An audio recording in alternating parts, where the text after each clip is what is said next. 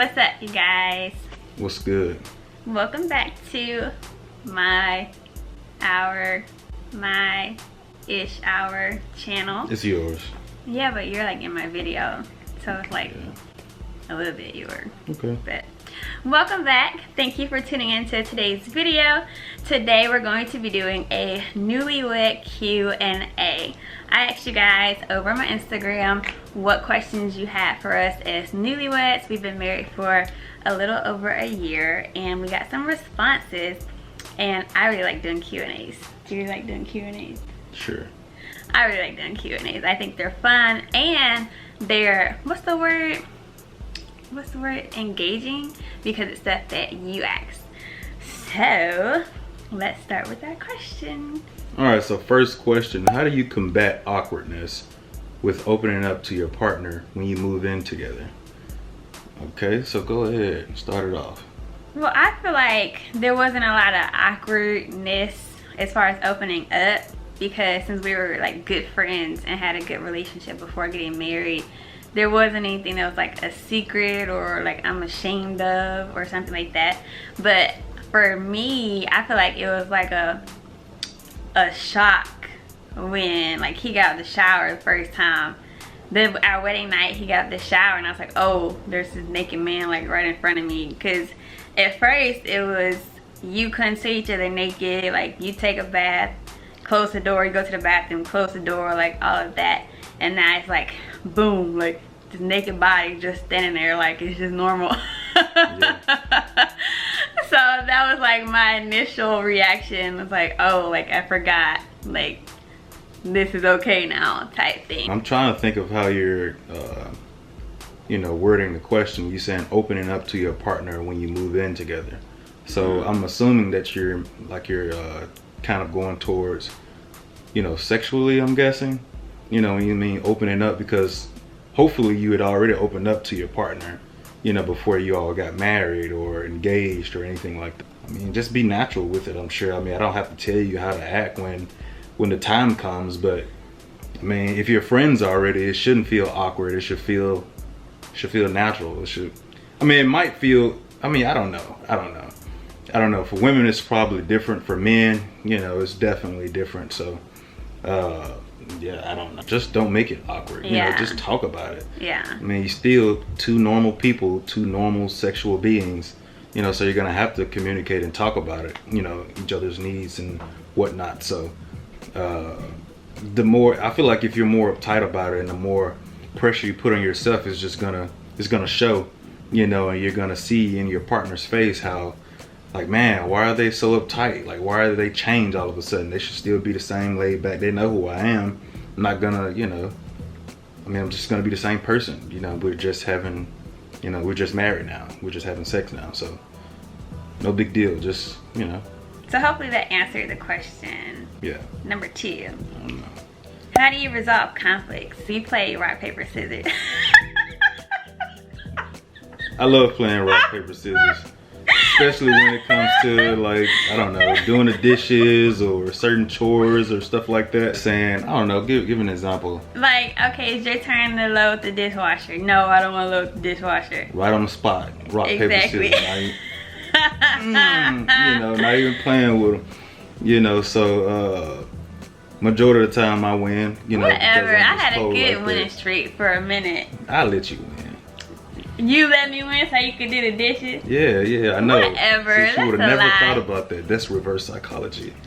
That's dumb, because that means you lost and you had to do the dishes. Yeah, it don't matter though. I'm gonna have to do it at some point. Whatever. So. But if you're talking about like conflicts, like more important stuff, then we talk about it. Like if there's something that I didn't like or something I want to talk about, I'll just bring it up to him. But I know, like, one thing I've learned is like when and how to address certain things. Like if he's watching a football game, that's not a good time for me to say, hey, you hurt my feelings about Don't do it. Don't do it. Or like just have heavy conversations, because for one, like, I don't know, like men don't really like the whole, hey, let's talk about our feeling type thing.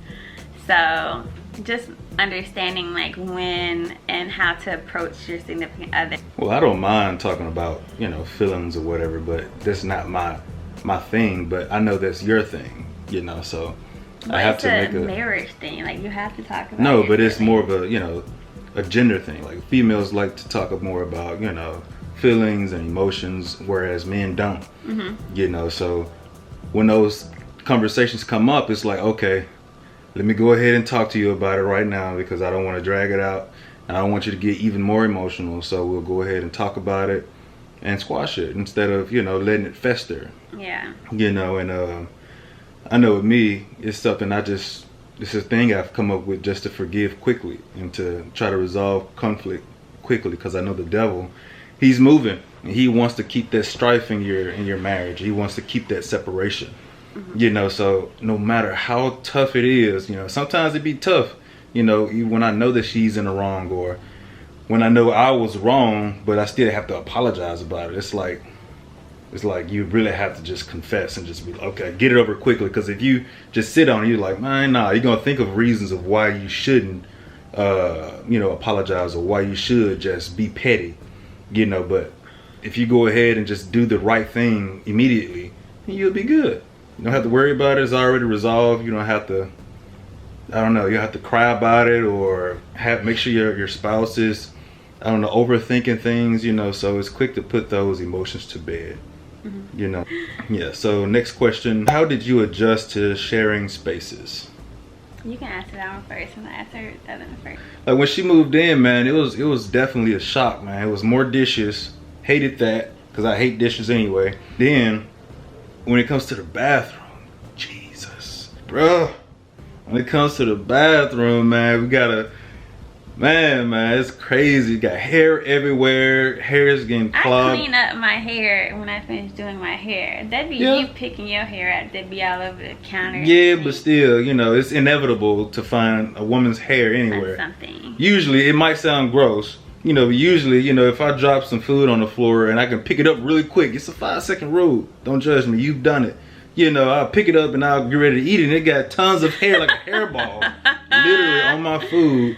And I have to discard it. Like, it's terrible, man. You know. What do you drop that you pick up? Why would you? Fry, you know, just anything, man. You just a chicken strip, anything. If I drop it, it's gone. It's gone forever. It's like, I don't know. It's like having a dog in the house that's shedding all day. You know, it's just like, dog.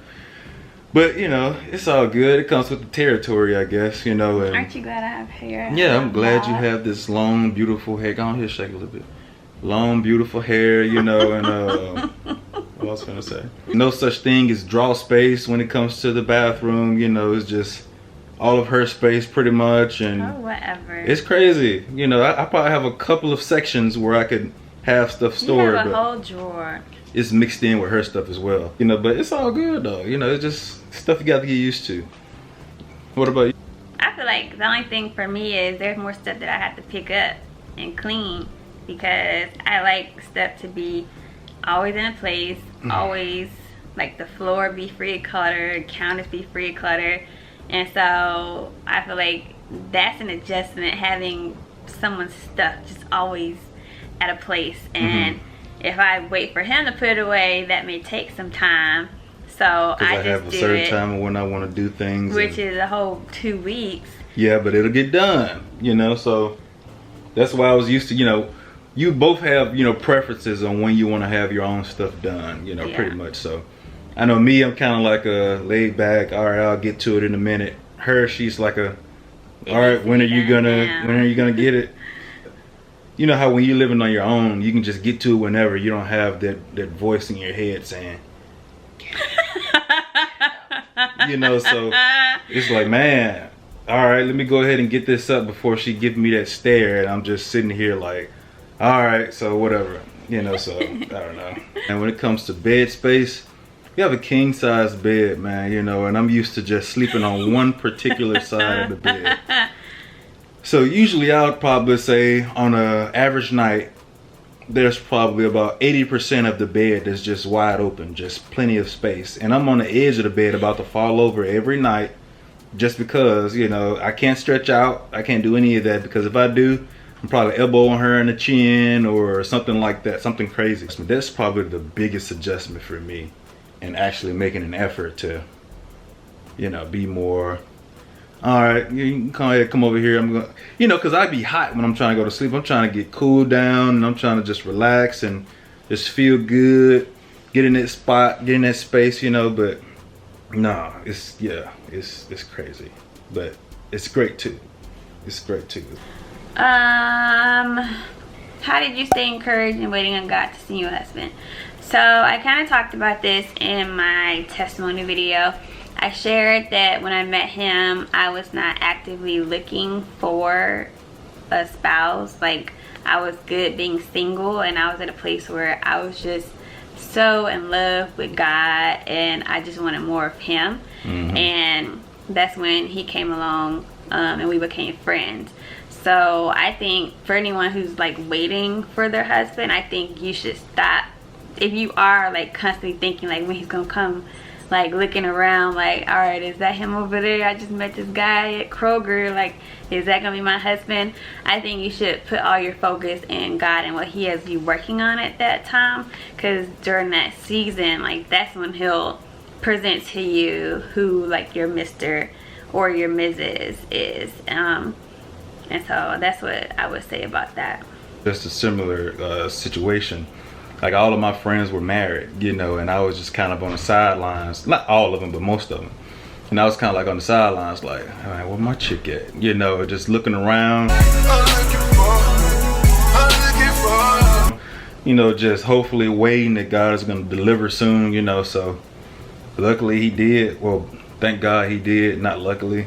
You know, it was a blessing. It was all in perfect timing, you know. So very grateful for that, you know. So has God being the core of your foundation changed since being married? I would say that it hasn't changed for me. It what you mean for you? My bad. For the marriage. I don't think that it's changed for us at all.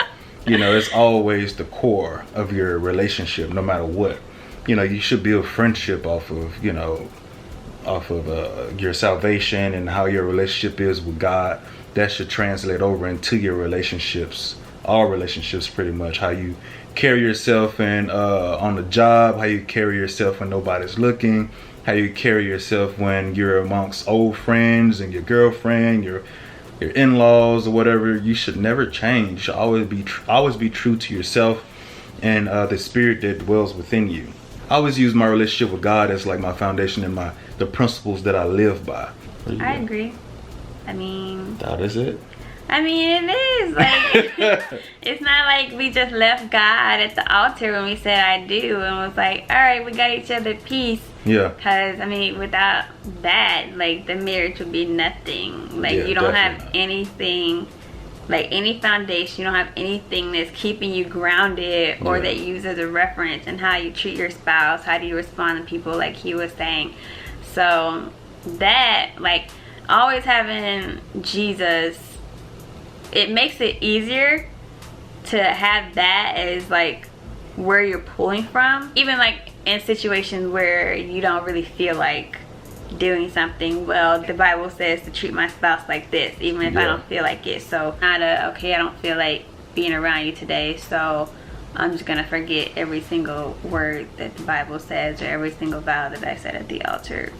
Showcase those fruit of the spirits. You know, let those be your guidelines, pretty much. Yeah, let those be your guidelines. Here, you know, I'm gonna show those on the screen. You know, they're very vital in maintaining a relationship with, you know, especially somebody who's in an intimate place with you, like God and your spouse. So we still pray, you know, we can pray more together, of course, but we have our separate prayer lives. We, you know, still go to church.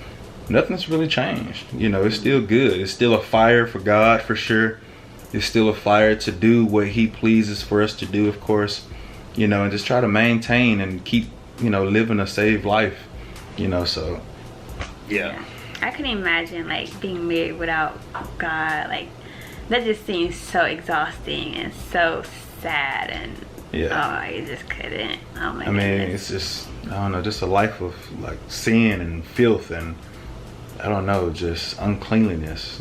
I feel like if you leave God out of it, then it's a lot of stuff that you're gonna be fighting by yourself that you weren't meant to be fighting, but God's supposed to be fighting for you. Yeah. And so, I don't know. I don't want to do that because I just want God to be able to fight my battles for me and save me some peace. Give me some peace. Having the Holy Spirit is very important. You know, it helps you with what? Nothing. What?